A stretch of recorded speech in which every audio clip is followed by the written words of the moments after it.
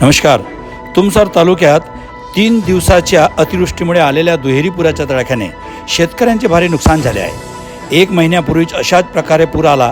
त्यात नदी काठावरील शेकडो एकरातील धानाच्या पिकाला नुकसान झाले होते. अनेक शेतकऱ्यांनी जसं तसं दुबार पेरणी केली, पण पुन्हा पुराचा तडाखा बसल्यामुळे तुमसर तालुक्यातील नदीच्या काठावरील शेतीतील धान पिकाचे भारी नुकसान झाले आहे. सततच्या पुरामुळे शेतकऱ्यांचे बेहाल झाले.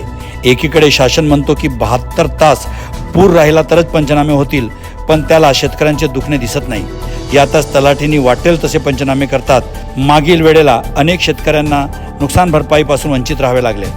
बेहाल झालेल्या शेतकऱ्यांचे काय म्हणणे आहे ते आपण जाणून घेऊया.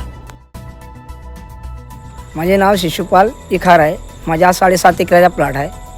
हा दुसऱ्यांदा बी लागवड झाली आहे या प्लॉटची, परंतु शासनानं एवढा पागल बनवून टाकला का 22, 23, 24 3 वर्षापासून इन्शुरन्स बनवून राहिला. आम्हाला 1 रुपया बी इन्शुरन्सचा नाही मिळाला.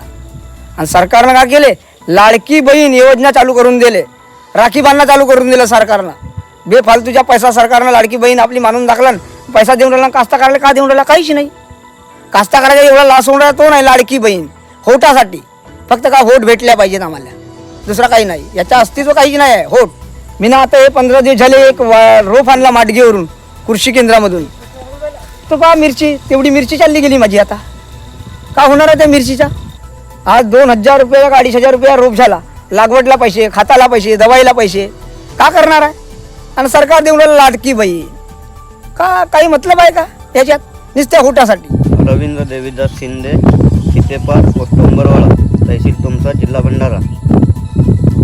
ह्या 1 महिन्याच्या आधी असंच पूर येऊन 4 एकर शेतीला नुकसान होऊन माझीच नाही अनेक प्रत्येक शेतकऱ्यांची शेती अजून दुसऱ्यांदा डुबीत झालेली आहे. आणि डुबीत होऊन 4 एकरामध्ये कमीत कमी 2 लाख रुपयाचं नुकसान झालेलं आहे. तरी महाराष्ट्र सरकारने आणि तहसीलदार साहेबांनी लवकर चौकशी करून पंचनामे करून घ्यावे आणि जास्तीत जास्त शेतकऱ्याला लाभ मिळावे. सारा मिखार, सीतेपार, पोस्ट पोस्ट उंबरवाडा.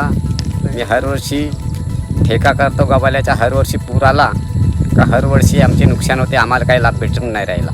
यावर्ष सुद्धा आता दुसऱ्यांदा पूर आला. दुसऱ्या होता पूर आला. हे हर वेळेस पुरे येऊन राहिलं. आम्हाला काही लाभ मिळे नाही.